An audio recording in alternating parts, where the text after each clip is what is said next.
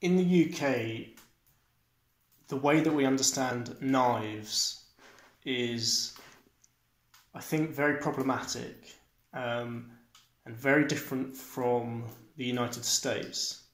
So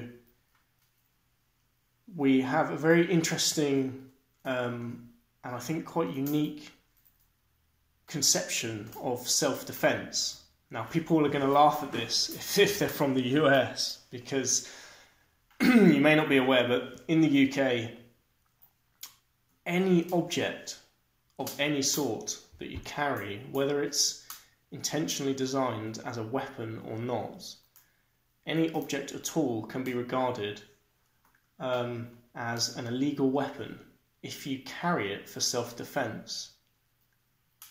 Now just think about that for a moment. That's almost paradoxical.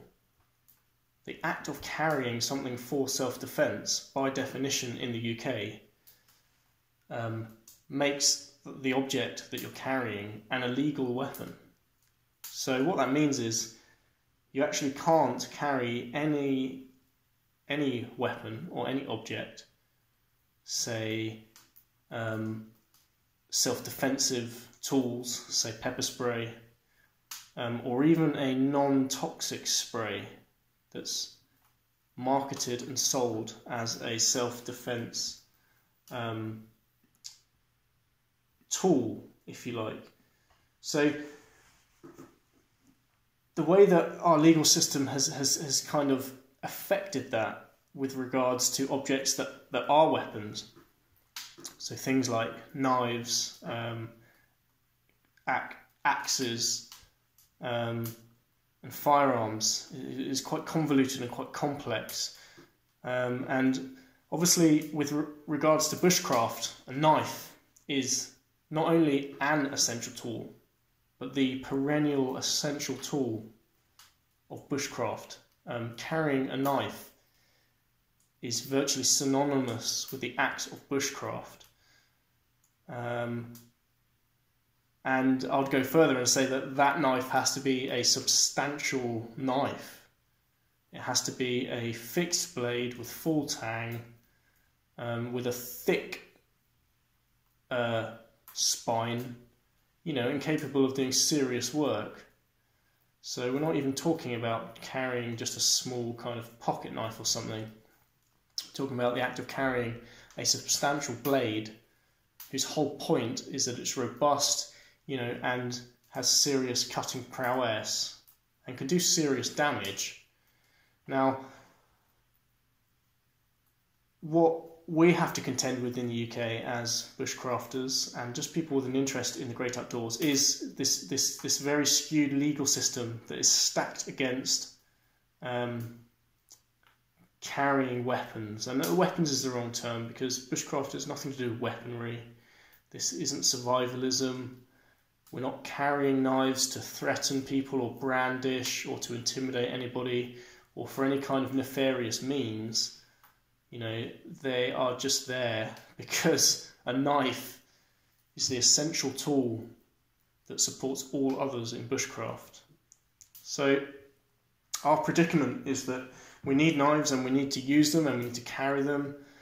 And we even need, in the UK, we kind of need to celebrate true knife culture. And there's probably a phrase that people who actually do that use, which I don't know, which kind of better describes that. So I'll come back to what knife culture in the UK currently is and how it's misunderstood and kind of been misappropriated by other people.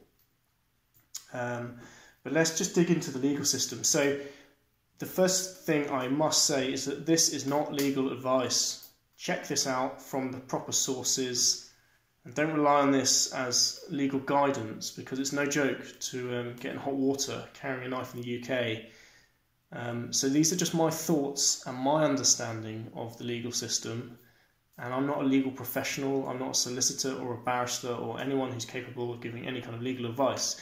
So that tedious caveat out of the way, let's try and unravel the tangled mess of laws that govern the carrying of knives. So in the UK, it is an offence to carry a fixed bladed knife, so a locking or otherwise fixed bladed edged weapon or object, I suppose, that's over a certain length, and I don't know the exact length off the top of my head, but it's something like 3.5 inches. But again, check that out and make sure that you understand it. And this is something that literally after this video I'm going to check, because it also governs me as well in my kind of week-to-week interest in bushcraft.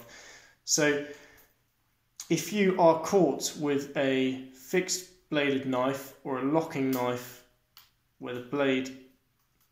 no, hang on a minute. Now this just goes to show the complexity. So a locking knife of any length is a problem.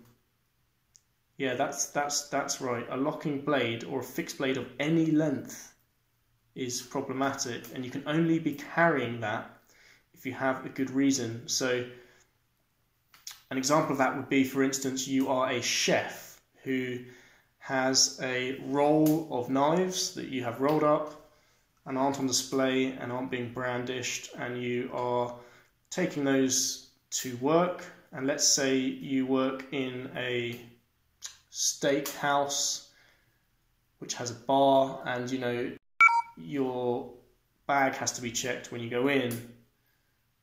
That would be an example where you have a good reason to be carrying those knives. My battery is just about to die, so we're going to pick up on this topic at a later date.